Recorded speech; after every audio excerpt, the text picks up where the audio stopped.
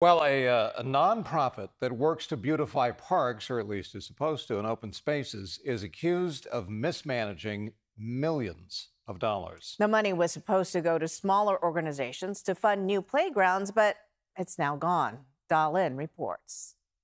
Some families waited 6 years for a new playground at the spot, but most of the donated money to build that playground is gone, leaving the donor and families very upset. So the first phase when we came here was ending, and the money that we donated was supposed to go to a park here and a park over there for, the children in the neighborhood. Nicola Miner and her family's Baker Street Foundation donated $3 million to the San Francisco Parks Alliance to build 2 playgrounds at Crane Cove Park.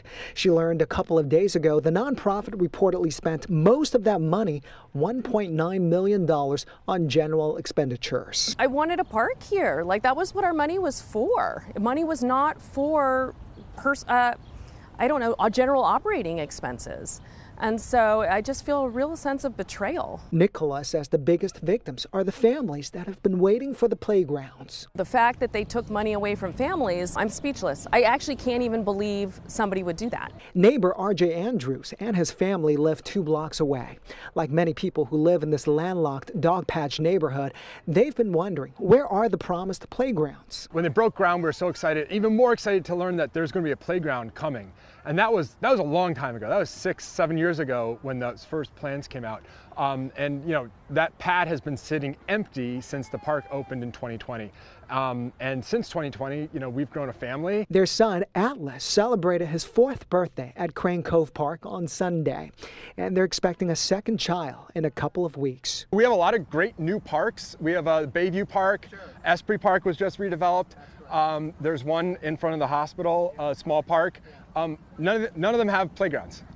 All right, so to go to a playground, we actually have to take a bit of a trek. The Parks Alliance previously said the 2 playgrounds and a new dog park would open in June next month.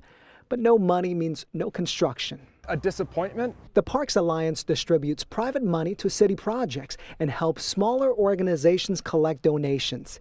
The San Francisco Chronicle reports the nonprofit used at least $3.8 million earmarked for specific projects to cover operating expenses. The previous CEO and CFO are no longer with the organization. The new CEO released a statement that reads in part, SFPA is working hard to correct the errors of the past and begin a new era of transparency and fiscal accountability with our community partners and with the city and county of San Francisco. I haven't heard them apologize at all.